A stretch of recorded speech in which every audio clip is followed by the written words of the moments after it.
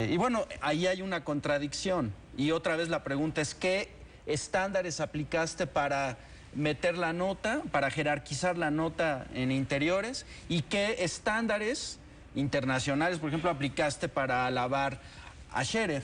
Es decir, creo que el debate de Scherer, creo que lo habíamos hablado acá, evidentemente el debate de Scherer pues no es que él vaya y entrevista a un narcotraficante, qué bueno, sí, pero es que no es una entrevista, ¿no? Y el otro problema es que pues tú no puedes aparecer como chalán de un narcotraficante, el narcotraficante poniéndote así. Lo otro, pues por supuesto que Scherer es un gran maestro, un gran entrevistador y es absolutamente legítimo en términos de ética periodística entrevistar al ser que está en el infierno, sin duda. Eso es lo que yo hubiera creído. Pero no en una posición de sometimiento. Claro. Ni de vocero. Y además un tipo que ha participado en el asesinato de montones de periodistas. Pues, a propósito. Y digamos convirtiéndose en su asesor de imagen, ¿no? Oye, te queda mejor este sombrero, etcétera, etcétera. Pero Estela, no sé qué opines. A mí me parece que incluso el ejemplo de Pascal es todavía más dramático en función de que los medios de comunicación ni siquiera se han planteado si hacen pública o no sus definiciones editoriales.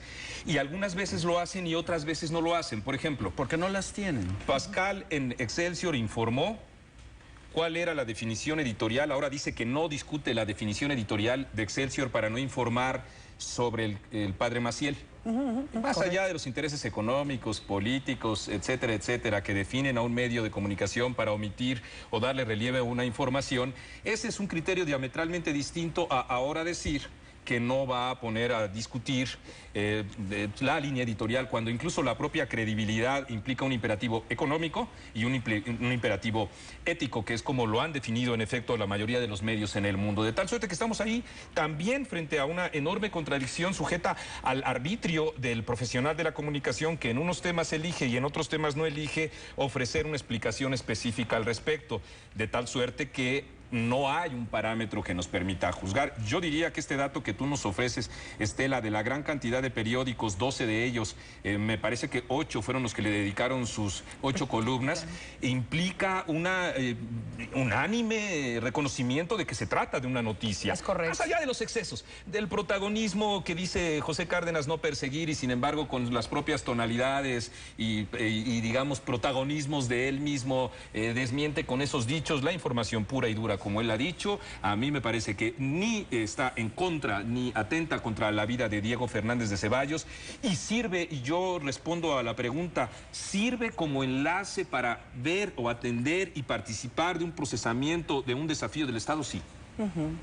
Es muy importante, reitero, la verdad es que también quiero decirlo públicamente porque personalmente hablé con los directores justamente para que hiciéramos este ejercicio que me parece que es sano, que nos tenemos que poner frente a la sociedad, es necesario. Y bueno, justamente... Y vital para los medios, sí, claro. Eso les da vigor. Y ayuda a la sociedad. Creo que es importante que tengan más elementos para saber por dónde están caminando los distintos medios, en fin, y sobre todo lo que hay detrás. Y bueno, precisamente en ese tenor les pediría que escucháramos juntos, viésemos juntos y escucháramos a Julio Hernández, primero a Pablo Iriart, director general de La Razón, luego a Julio Hernández para ir como a la recta final de estos comentarios.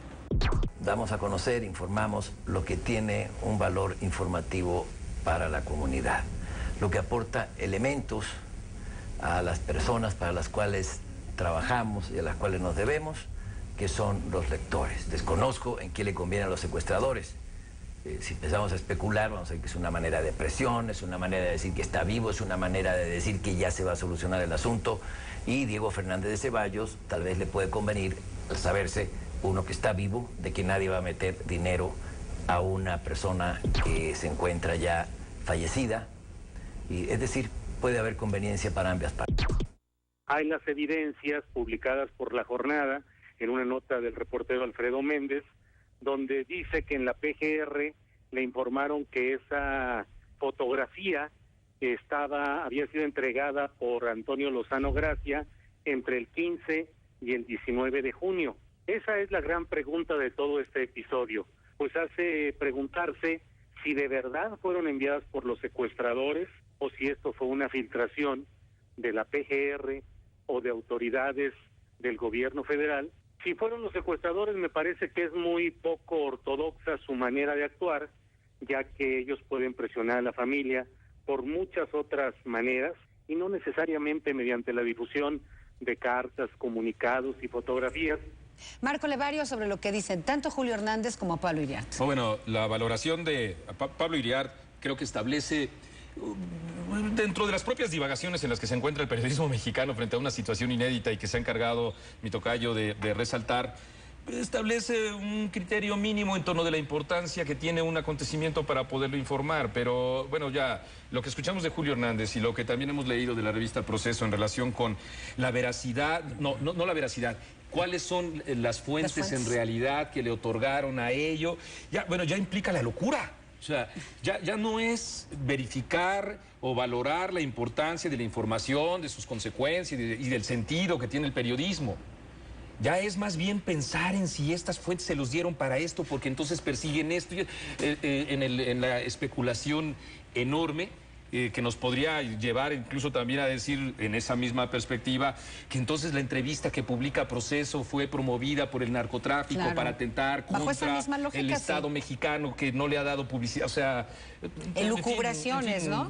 Me parece que eso sí es un estado muy precario de la descomposición intelectual, política e incluso ética. El ejemplo en el caso de Julio Hernández o de la revista Proceso, que en su portal puso en duda la propia autenticidad o el origen de las propias fuentes, de tal suerte que, sí, como en todo panorama que tiene sus avances, sus esfuerzos y sus grados de descomposición, esto último que hemos escuchado me parece que nos remite precisamente a este grado tan mínimo, tan elemental, tan rústico, por decirlo menos, del análisis de nuestro trabajo y de nuestra propia información. Marco Larclar. Yo no vi que nadie sacara su manual de procesos, sus estándares, que nadie dijera, así nos movimos, nadie lo hizo, porque no existe.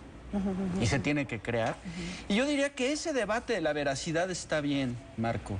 Yo creo que un problema de todos los materiales que se han estado publicando sobre el caso del secuestro de Fernández de Ceballos tienen ese problema. El problema de que cuando los tomas entras en aguas cenagosas donde no sabes si es una cosa inventada, inducida, hecha. Me parece que ese es un buen debate. Creo que ningún medio hizo lo que debió haber hecho y fue problematizar, mostrar el contexto y filtrar la información de manera que no quedara así en crudo. Dijeran, está pasando esto, pasa esto, las redes sociales hacen esto, porque si no lo que está pasando es que de pronto las redes sociales se vuelven en la fuente crucial de los medios establecidos. Y eso es peligrosísimo, porque otra vez eso nos lleva a la liquidación del periodismo. Periodismo es veracidad. La veracidad deja de ser un componente inherente al periodismo, el periodismo deja de existir. Sí, pero vayamos a más allá, porque por supuesto que periodismo es veracidad. En esta mesa ninguno de los que nos encontramos podríamos contradecirlo. Incluso creo que tampoco, al menos a nivel discursivo, lo que acabamos de escuchar. No, hablemos de periodismo como también llaman los españoles, de periodismo en caliente, Marco. Es decir, cuando se habla de periodismo en caliente, se habla de situaciones específicas que nos permiten la valoración ética y profesional del asunto. Te pongo un ejemplo específico. El hecho de que en la red exista un cúmulo de información que implique el reto al periodista, pero también al consumidor de medios, al usuario en específico en la web, de seleccionar, de jerarquizar y por supuesto de verificar la información que está teniendo, implica tomar a las propias redes como una oportunidad. ¿Por qué? Porque se han convertido en mecanismos de relación social en donde hay información que está en más de un sentido, en tiempo y en distancia y en oportunidad, rebasando a los medios tradicionales. Pero lo adviertes. Sí, no, por supuesto. Pero yo estoy tratando de decir que el contexto es endiabladamente complicado. Y claro que lo adviertes. Televisa, por ejemplo, permanentemente, o los periodistas que trabajan en Televisa permanentemente critican a las redes sociales, precisamente porque se está convirtiendo en una fuente que le está llevando horas de adelanto. Alternativa y más democrática con todo y los problemas que puede tener. Que los tienen, ¿no? Me parece que está muy bien. Hablo de una dinámica nada más. Yo no cuestiono las redes sociales. Lo que yo digo es que tienes que advertir. Sí, claro, naturalmente. Sí, sin duda. Y bueno, finalmente, la verdad... Como lo hizo usted al inicio del programa. Claro. Esto comenzó precisamente en las redes sociales.